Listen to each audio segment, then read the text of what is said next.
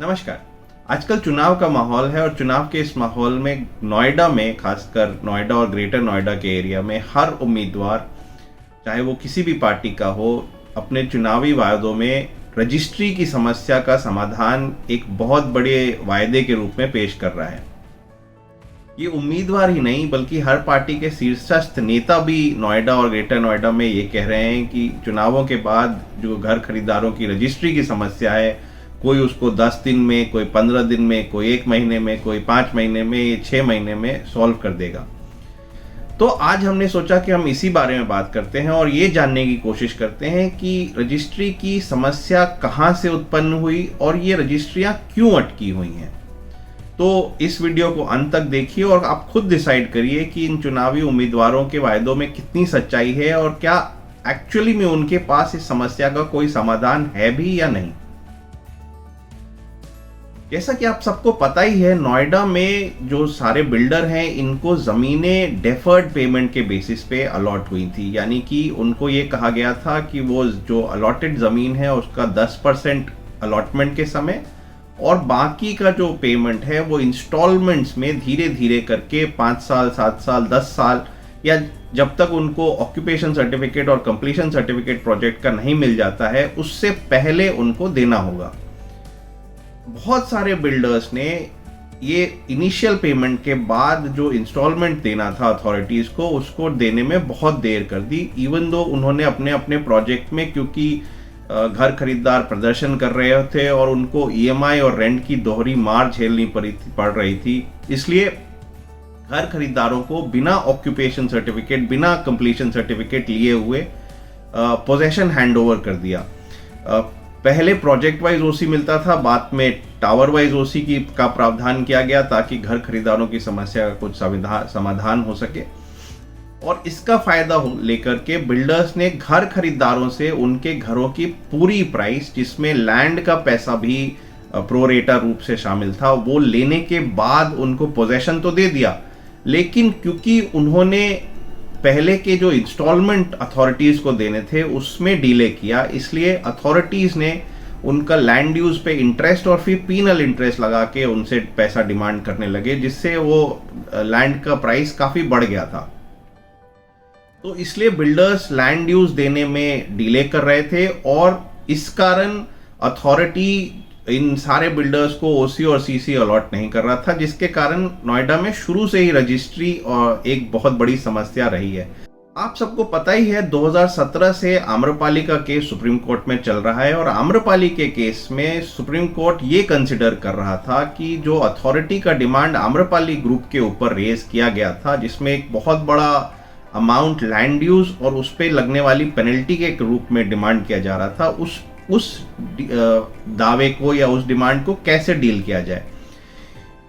इसी बीच में S group of company ने जून 2020 में सुप्रीम कोर्ट में आम्रपाली के मैटर में एक एप्लीकेशन लगाई और उसमें एस ग्रुप ने यह डिमांड किया कि अथॉरिटीज जो बिल्डर पे इंटरेस्ट और पीनल इंटरेस्ट चार्ज कर रही है, और क्योंकि रियल एस्टेट ऑलरेडी एक बहुत बड़े बुरे दौर से गुजर रहा है और ये जो इंटरेस्ट और पीनल इंटरेस्ट है जो करीब करीब 23% तक होता है, जिसके कारण लैंड वैल्यू ऑलमोस्ट डबल हो गया है और इसके कारण बिल्डर प्रोजेक्ट्स कंप्लीट नहीं कर पा रहे हैं और घर खरीदारों को उनका घर नहीं मिल पा रहा है। इसलिए एस ग्रुप ने सुप्रीम कोर्ट से ये रिक्वेस्ट की अपनी एप्लीकेशन में कि सुप्रीम कोर्ट आम्रपाली के साथ साथ बाकी बिल्डर्स के लिए भी कुछ ऑर्डर पास करे और अथॉरिटीज को बोले कि वो अपना रेट ऑफ इंटरेस्ट कम करें। इस एप्लीकेशन में 10 जून 2020 को सुप्रीम कोर्ट ने एक जजमेंट पास किया, जिसमें सुप्रीम कोर्ट ने यह कहा कि जो बकाया पैसा है,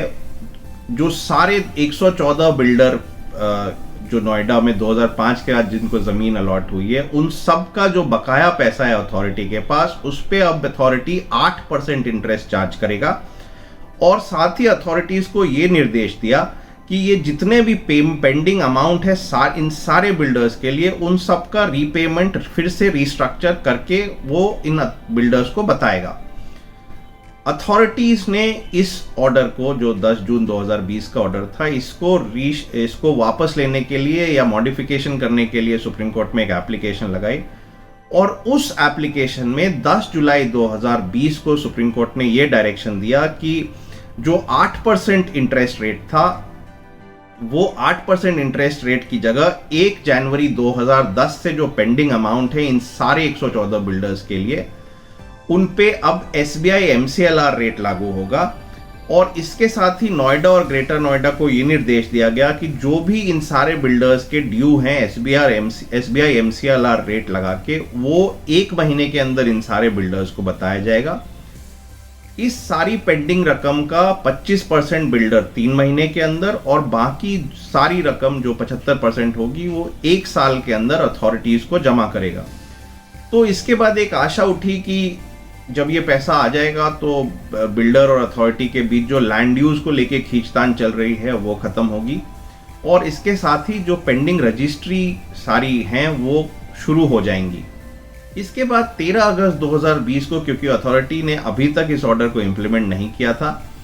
इसलिए उनको निर्देश दिया गया कि इस ऑर्डर को जल्द से जल्द इम्प्लीमेंट किया जाए, और यदि इस ऑर्डर को इम्प्लीमेंट नहीं किया गया तो अथॉरिटी के ऑफिशियल्स पे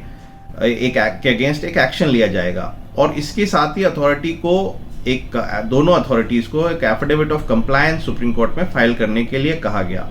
ये एफिडेविट ऑफ कंप्लायंस नोएडा और ग्रेटर नोएडा दोनों अथॉरिटीज ने 19 अगस्त 2020 को सुप्रीम कोर्ट में फाइल भी कर दिया, जिसमें उन्होंने ये कहा कि वो ये ऑर्डर को इम्प्लीमेंट कर रहे हैं।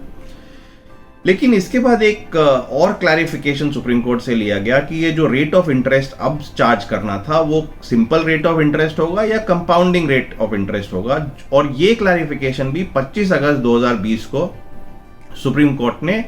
दे दिया कि जो रेट ऑफ इंटरेस्ट अब अथॉरिटी चार्ज करेगी वो सिंपल रेट ऑफ इंटरेस्ट होगा। क्योंकि आपको पता ही है कि नोएडा और ग्रेटर नोएडा ये दोनों अथॉरिटीज हैं, इनकी इनकम का एक बहुत बड़ा हिस्सा लैंड ड्यूज और उस पर लगने वाले इंटरेस्ट से आता है।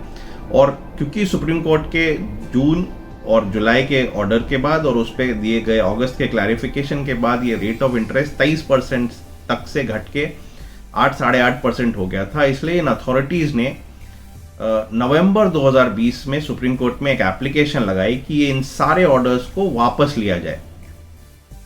सुप्रीम कोर्ट ने 16 नवंबर 2020 को इनकी एप्लीकेशंस पे सारे बिल्डर्स जो अफेक्टेड थे उनको नोटिस जारी किया, उनका जवाब मांगा, और फिर इस एप्लीकेशन पे सितंबर 2021 से सुनवाई हुई। ये सुनवाई होने में कोरोना का सेकेंड वेव के कारण भी देरी हुई, और आपको पता है सुप्रीम कोर्ट अभी वर्चुअल मोड में चल रहा था, तो उस कारण से भी थोड़ी देरी हुई।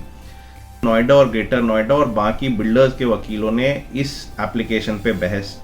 सुप्रीम कोर्ट के सामने की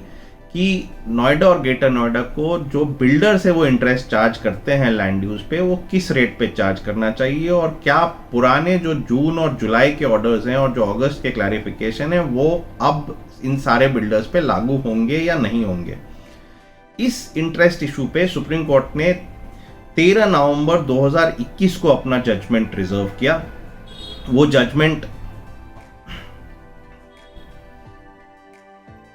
जजमेंट अभी भी अवेटेड है, क्योंकि आपको पता ही है जनवरी से फिर कोविड की एक और वेव आ गई थी, जिसके कारण सारे कोर्ट का काम थोड़ा अटक गया। तो अब वो जजमेंट जब तक आएगा, उस जजमेंट में जो होगा उसके बाद ही ये क्लियर होगा कि लैंड ड्यूज के लिए बिल्डर को पैसा कितना देना है अथॉरिटीज को। और उसके बाद भी वो जजमेंट यदि बिल्डर और अथॉरिटी दोनों मान लेते हैं तभी अब हम सबकी रजिस्ट्रियों का रास्ता साफ होगा। तो यदि कोई उम्मीदवार यदि ये कहता है कि वो 10 दिन में, 1 महीने में, 2 महीने में, 6 महीने में ये क्लियर करा देगा कि रजिस्ट्री कैसी होनी है, तो ये तभी संभव है जब चुनी हुई सरकार एक पॉलिसी डिसीजन ले कि वो या तो सुप्रीम कोर्ट का फैसला जब भी आएगा उसको मान लेगी, उसको आगे चैलेंज नहीं करेगी, रिव्यू या क्यूरेटिव पिटिशन नहीं लगाएगी, या फिर एज अ पॉलिसी डिसीजन वो इस एप्लीकेशन को वापस लेती है और ये डिसाइड करती है कि जो सुप्रीम कोर्ट का ऑर्डर है वो एज इट इज लागू किया जाएगा। क्योंकि मुझे नहीं लगता कि कोई भी बिल्डर जो पीनल इंटरेस्ट नोएडा और ग्रेटर नोएडा पहले चार्ज करती थी उस रेट पे इंटरेस्ट देने को राजी होगा। तो बिल्डर्स के तरफ से ये मानना कि वो आगे यदि ये एप्लीकेशन सुप्रीम कोर्ट अलाउ करती है तो उसको आगे चैलेंज नहीं करेंगे, ये बिल्कुल कल्पना से परे है। इसलिए अथॉरिटी या सरकार के लेवल पे यदि एक पॉलिसी डिसीजन आता है तभी संभव है कि ये हाल फिलहाल में ये इशू सॉर्ट आउट होगा और हम सबकी रजिस्ट्रियों का रास्ता खुलेगा। तो आप खुद फैसला करें कि कोई उम्मीदवार यदि आपके पास आके ये कहता है कि मैं चुनाव जीतने के 15 दिन के बाद या 1 महीने के बाद ये रजिस्ट्री करवा दूंगा बिल्डर्स की के द्वारा, सारे जो होम बायर जिनकी रजिस्ट्रियाँ अटकी हुई हैं, वो दावा कितना सही है। तो आज के लिए इतना ही। यदि आपने इस चैनल को सब्सक्राइब नहीं किया है तो इसको ज़रूर सब्सक्राइब करें और हमें अपने संदेश लिखकर भेजते रहें। धन्यवाद।